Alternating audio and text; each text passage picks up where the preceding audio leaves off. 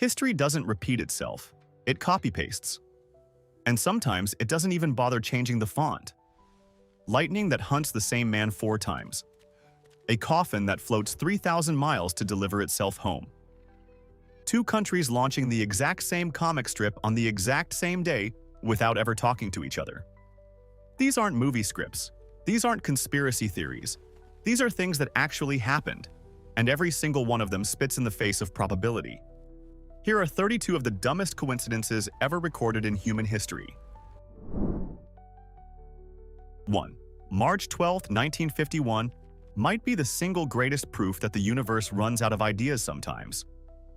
Over in the UK, a cartoonist launched a comic strip about a wild-haired troublemaker in a striped shirt called Dennis the Menace.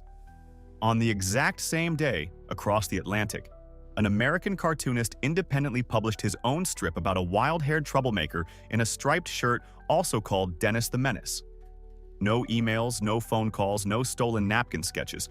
Just 2 guys on opposite sides of an ocean channeling the exact same fictional child at the exact same moment. The British Dennis grew up to be a violent little gremlin, while the American version was more of a polite neighborhood nuisance, but they've coexisted for over 70 years like estranged twins raised in alternate realities who pretend the other one doesn't exist. 2. The Mongol Empire steamrolled almost everything in its way, but Japan? Japan had the weather app from hell. In 1274, Kublai Khan assembled a colossal invasion fleet and aimed it straight at the Japanese islands. Right on cue, a catastrophic typhoon rolled in and obliterated his ships before they could even properly dock. A normal person would take that as a pretty loud hint from the sky. Kublai Khan was not a normal person. He spent 7 years building an even larger fleet, the biggest naval force the planet had ever assembled, and came back for round 2 in 1281. And what happened?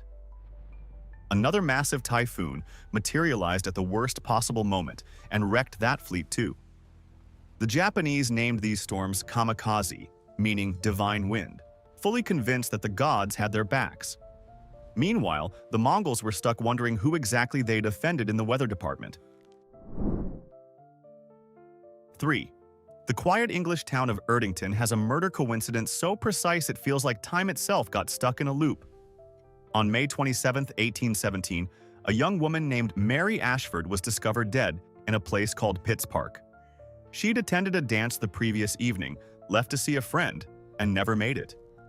A man named Thornton was charged with her killing, but ultimately walked free. Now jump ahead exactly 157 years.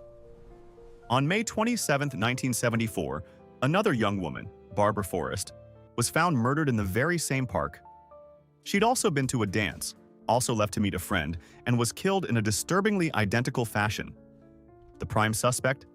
A man whose last name was Thornton. He was also acquitted. Same crime, same calendar date, same location, same suspect surname, separated by a century and a half. Reality literally recycled its own crime report, and nobody has an explanation. 4. Thomas Jefferson and John Adams were the original political rivals turned old-age pen pals. The founding fathers who built a nation together, nearly destroyed each other in elections, and then wrote sweet letters in retirement. But nothing they ever did compares to their final act. Both men died on July 4, 1826. Not just any random 4th of July, but the precise 50th anniversary of the Declaration of Independence, the very document they co-authored.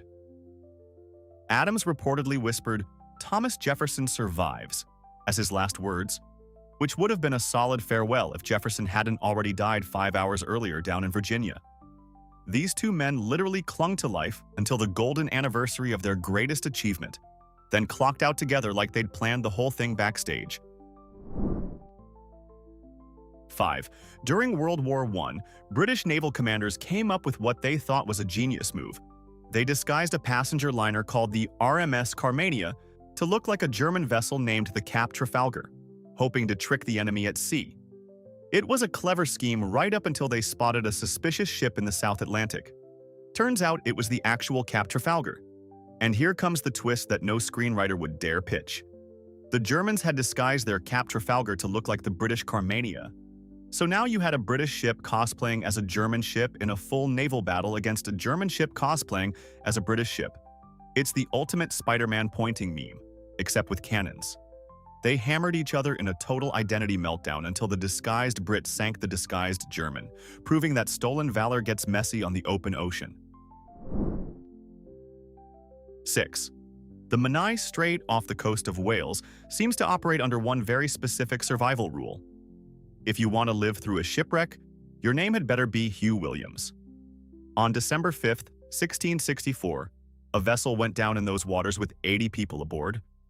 Everyone perished except one man, Hugh Williams. Jump ahead to December 5, 1785, and another ship sank nearby carrying 60 souls. The lone survivor? A man named Hugh Williams. Then in 1820, yet another ship capsized in the strait, and once again, the only person who made it out alive was a Hugh Williams. The story even claims that during 1940, a mine blew up a ship there, and the only two survivors were a man and his young nephew, both named Hugh Williams. Either this name is a maritime cheat code, or there's an immortal Welshman out there who really needs to stop booking boat trips. 7. An Australian truck driver called Bill Morgan is quite possibly the only human being who successfully glitched reality on live television. After being crushed in a truck accident and spending 14 minutes clinically dead, Bill came back to life and figured his luck had turned around. He scratched a lottery ticket and won a car worth $17,000. Already a wild story, but a local news crew wanted to film a reenactment for their broadcast. The producer handed Bill a fresh scratch ticket and told him to just pretend to scratch it for the camera. Bill played along, scratched the card, and then froze. His face drained of color.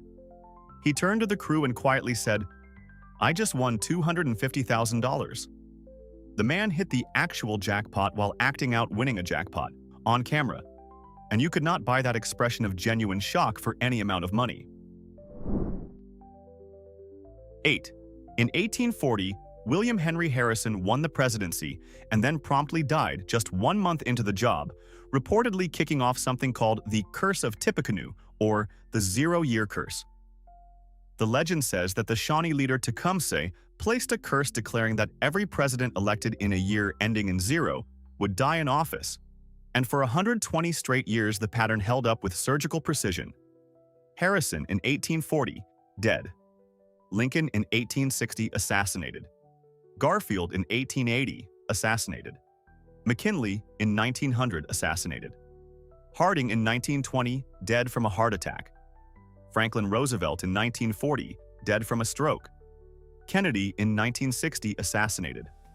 The curse was running an undefeated streak until Ronald Reagan took office in 1980 and got shot in the chest, but refused to die, apparently breaking the spell through pure action hero stubbornness. For over a century, though, winning an election in a 0 year was basically signing your own death warrant. 9. Robert Todd Lincoln might be the single most cursed spectator in American political history, and honestly, someone should have revoked his event pass after the second incident. Obviously, he was present at the bedside of his father, Abraham Lincoln, following the assassination in 1865. Devastating on its own, but the universe was only warming up. In 1881, Robert was standing right next to President James Garfield on a train platform when an assassin opened fire and shot Garfield. Then in 1901, he accepted an invitation from President William McKinley to attend the Pan American Exposition, and sure enough, McKinley was assassinated while Robert was on the grounds nearby. After witnessing 3 presidential tragedies, Robert reportedly turned down a later White House invitation by saying something to the effect of, "No, I'm not going. There is a certain fatality about presidential functions when I am present." The man correctly identified himself as a walking presidential death omen and voluntarily benched himself. 10. If you enjoy creepy numerical patterns, the parallel between Napoleon Bonaparte and Adolf Hitler, centered on the number 129, will absolutely short-circuit your logic. Napoleon seized power in 1804. Hitler seized power exactly 129 years later, in 1933. Napoleon marched into Vienna in 1809. Hitler marched into Vienna exactly 129 years later, in 1938. Napoleon launched his catastrophic invasion of Russia in 1812. Hitler launched his catastrophic invasion of Russia exactly 129 years later, in 1941. And Napoleon's empire collapsed in 1815, while Hitler's empire collapsed roughly 129 years later, in 1944 and 1945. It's as though the universe had a pre-written script sitting in a drawer, dusted it off after 129 years, changed the character name, and ran the exact same plot again, proving that history doesn't just repeat itself, it does so on a strict mathematical timer. 11. King Louis XVI of France was reportedly warned by an astrologer to fear the 21st day of every month, and in hindsight, that might be the single best piece of advice any ruler has ever ignored. On June 21, 1791, the king and queen attempted to flee the revolution during the flight to Varennes. They were caught and arrested, effectively sealing their fate.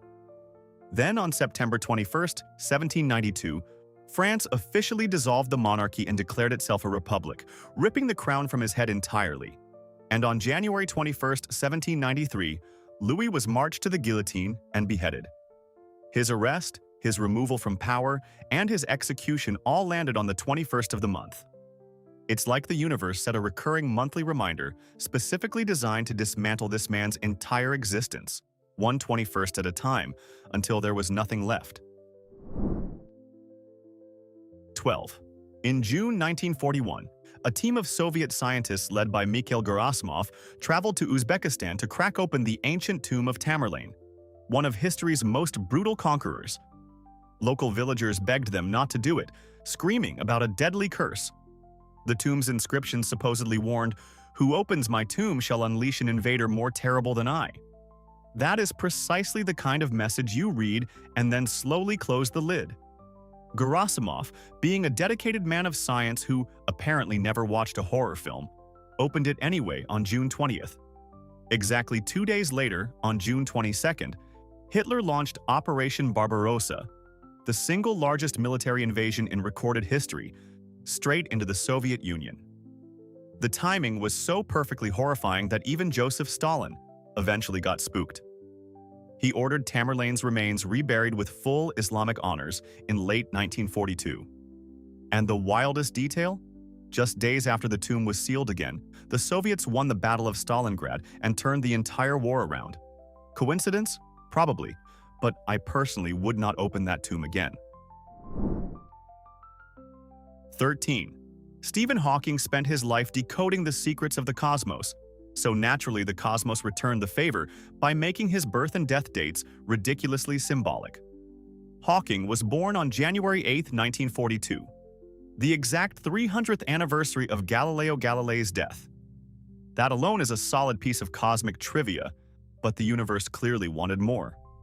Hawking died on March 14, 2018, which happens to be the birthday of Albert Einstein.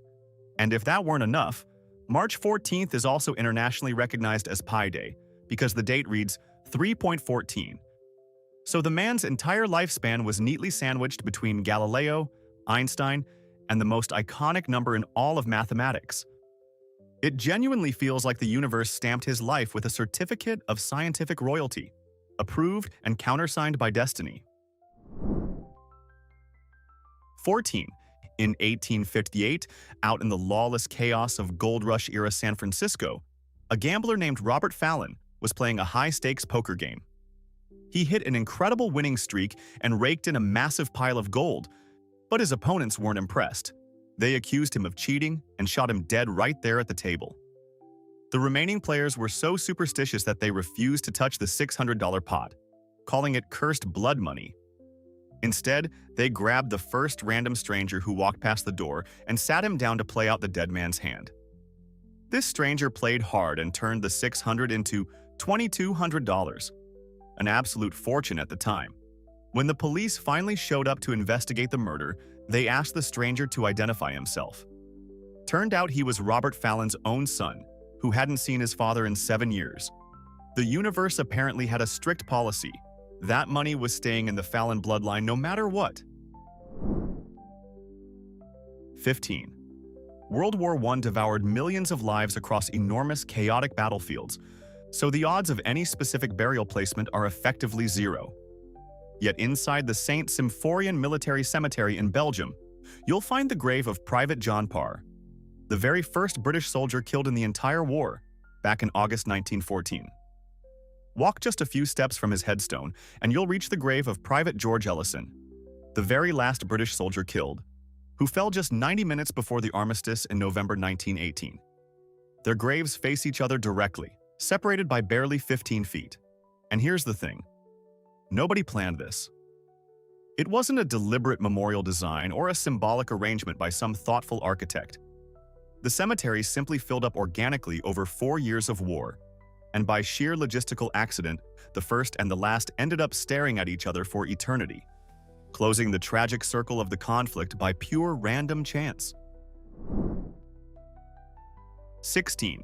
The legendary cyberpunk game Deus Ex, which hit shelves in the year 2000, is celebrated for its gameplay but haunted by a visual detail that still gives people chills.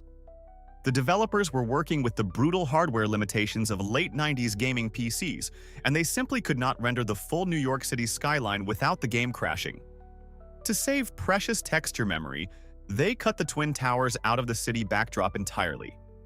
But they needed a story reason for why the towers were missing, so they tossed in a quick line of dialogue explaining that the buildings had been destroyed in a terrorist attack.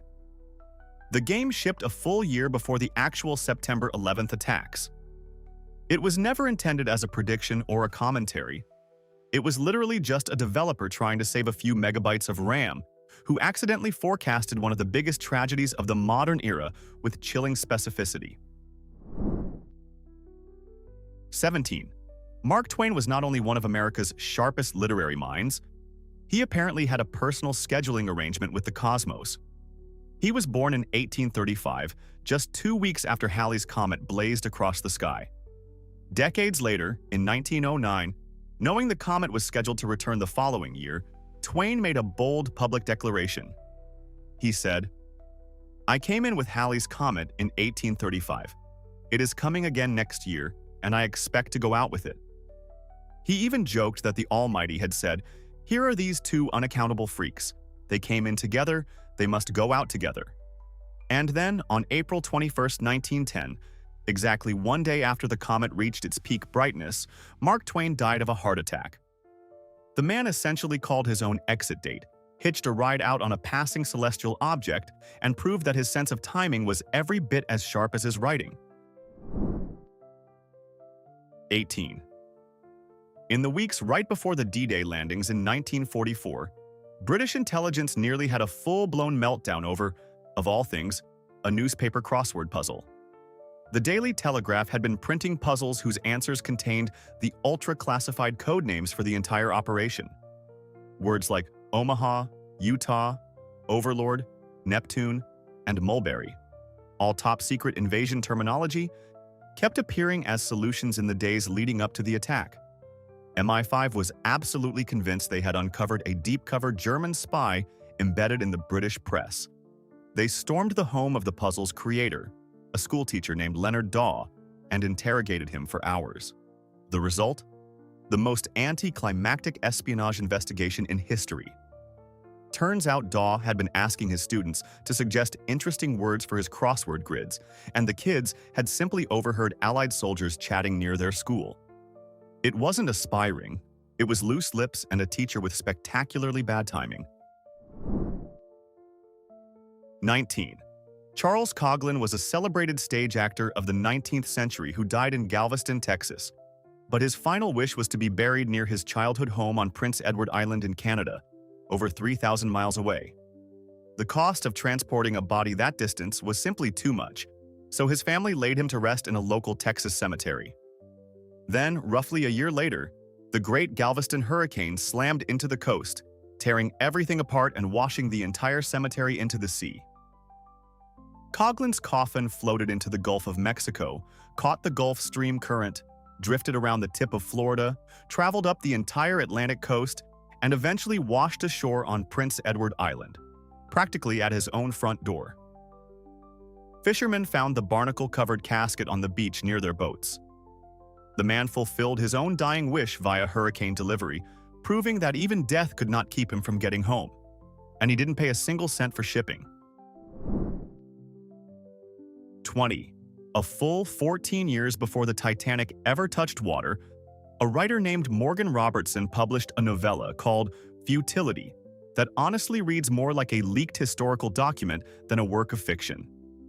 His book described an enormous British ocean liner called the Titan that the public declared unsinkable. In the story, the ship was loaded with wealthy passengers, carried nowhere near enough lifeboats, struck an iceberg in the freezing North Atlantic on a cold April night, and went straight to the bottom. The parallels are unsettling. The ship's dimensions, its speed, the time of year, and the exact cause of the sinking mirror the real Titanic disaster almost point for point.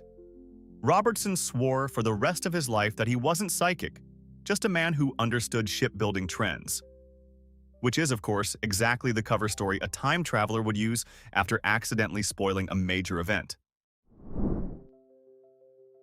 21. If you zoom out and look at the full timeline of ancient Rome, it honestly feels like whoever was writing the script got tired and decided to close the story with the same name they opened it. According to legend, the city was founded in 753 BC by its first king Romulus, who murdered his own brother Remus to claim the throne.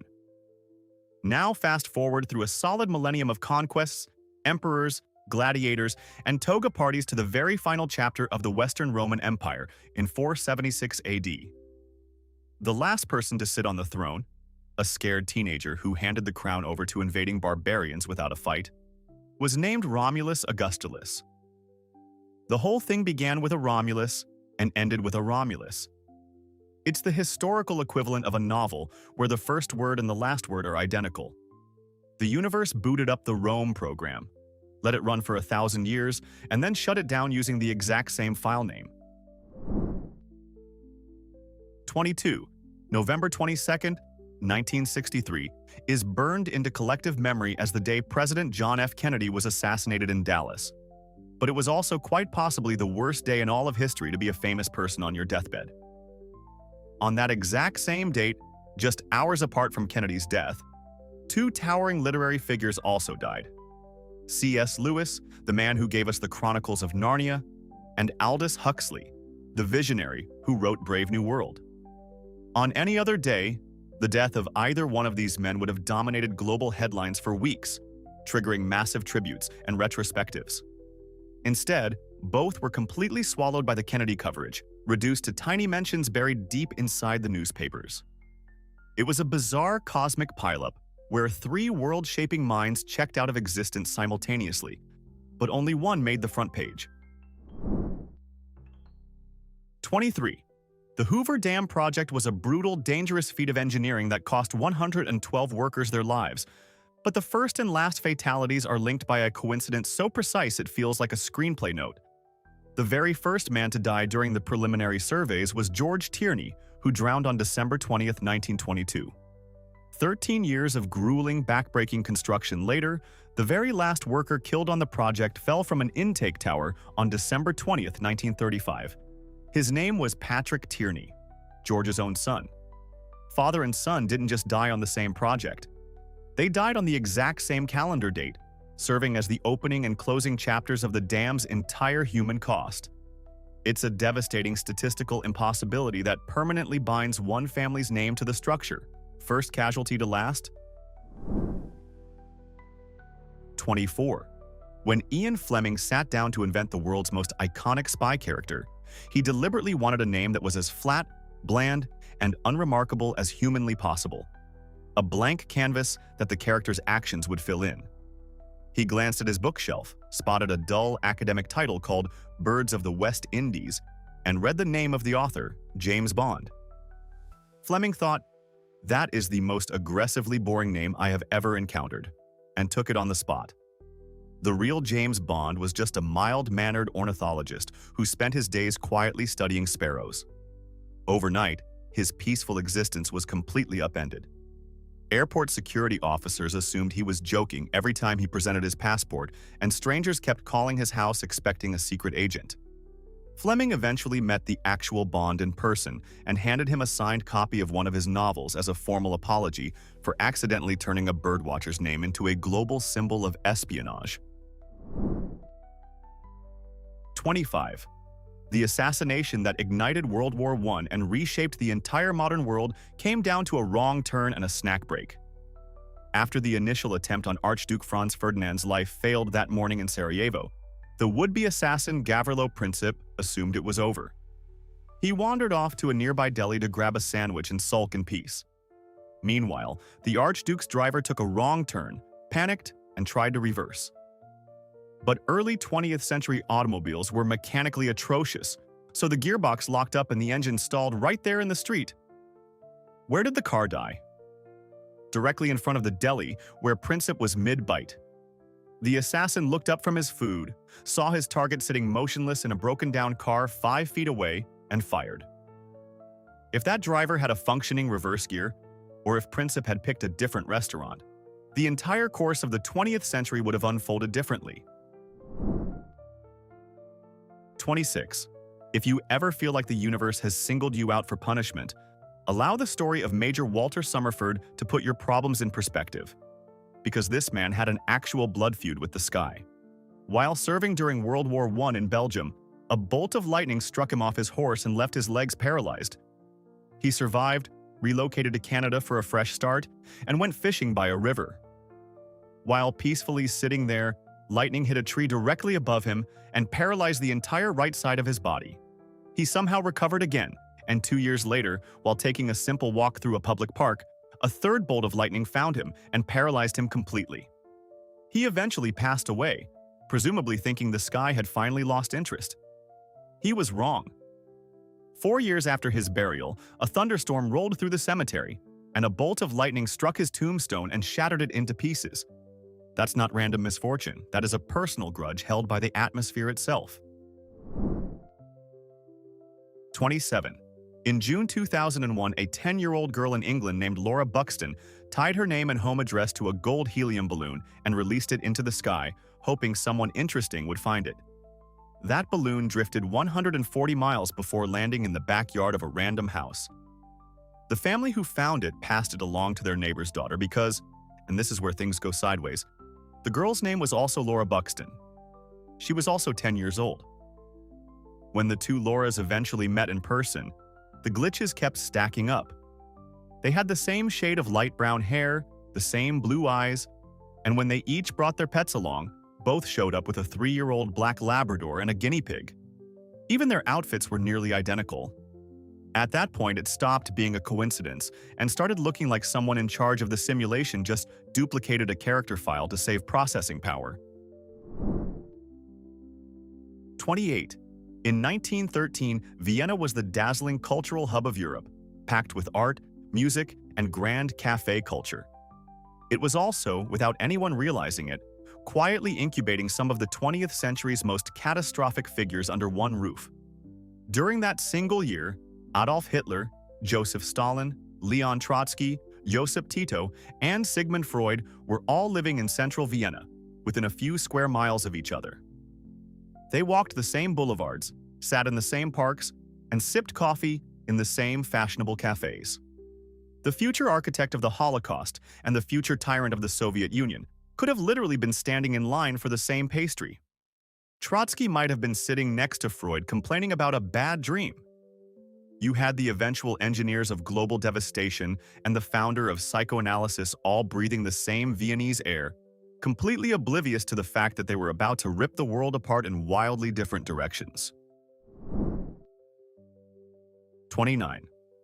Wilmer McLean holds the unfortunate title of the one man the American Civil War personally stalked across the entire state of Virginia.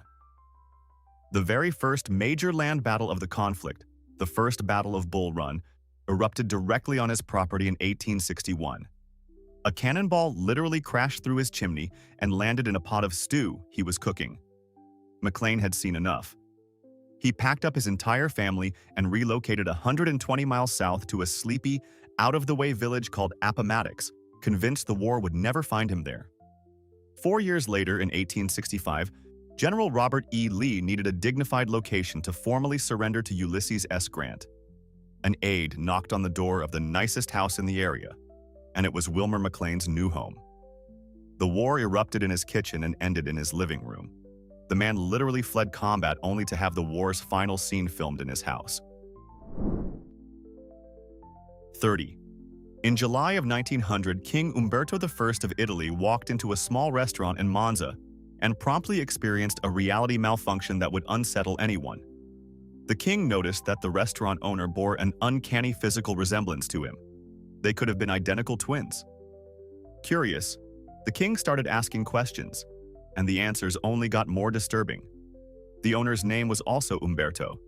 They were born on the exact same date, in the same town. Both had married a woman named Margarita, and the owner had opened his restaurant on the very same day the king was officially crowned. The king was visibly rattled, and the universe still wasn't finished writing the scene. The very next day, the restaurant owner was killed in a sudden shooting accident. Just hours later, King Umberto was assassinated by an anarchist. The universe apparently built the same man twice, and then deleted both copies in the same update. 31. King Richard III disappeared from the historical record over 500 years ago, and for centuries, everyone just assumed his remains had been dumped in a river and lost forever. That changed in 2012, when a team of archaeologists followed a long-shot hunch and started digging up a completely unremarkable municipal parking lot in Leicester. Against all odds, they unearthed the skeleton of the lost king right there, buried beneath the pavement. But the universe had saved one final comedic detail for the reveal. The bones were found lying directly underneath a painted letter R on the parking lot surface. Officially, that R stood for reserved. But destiny clearly had other ideas, because R also happens to be the first letter of Rex, the Latin word for king. The man spent 5 centuries lying under a parking space, essentially hogging a reserved spot without a valid permit, waiting to be discovered. 32. Most people know the devastating story of John Wilkes Booth assassinating President Abraham Lincoln, but almost nobody remembers the jaw-dropping plot twist involving his own brother that happened months before. Lincoln's eldest son, Robert Todd Lincoln, was standing on a packed train platform in New Jersey when the surging crowd shoved him forward. He slipped and fell straight into the deadly gap between the platform edge and a moving train. He was seconds from being crushed when a strong hand grabbed him by the collar and yanked him to safety. Robert steadied himself, looked up at his rescuer, and recognized the face instantly. It was Edwin Booth, the most celebrated stage actor of his generation, and the older brother of the man who would soon murder Robert's father. The good Booth brother pulled a Lincoln from the jaws of death, while the bad Booth brother pushed a Lincoln into it. It reads like a Shakespearean tragedy drafted by a writer who'd been awake for 3 days straight. 32 coincidences, and not a single one of them makes any statistical sense. Now, we know we missed some. There is absolutely no way we covered every insane coincidence in history, and some of you are already furious that your favorite one didn't make the list. So prove it. Drop the coincidence you think is even dumber than anything in this video right in the comments. And if it's good enough, it might end up in part 2. Hit like if this video broke your brain even a little, and subscribe so you don't miss the next time we expose the universe for being a lazy writer.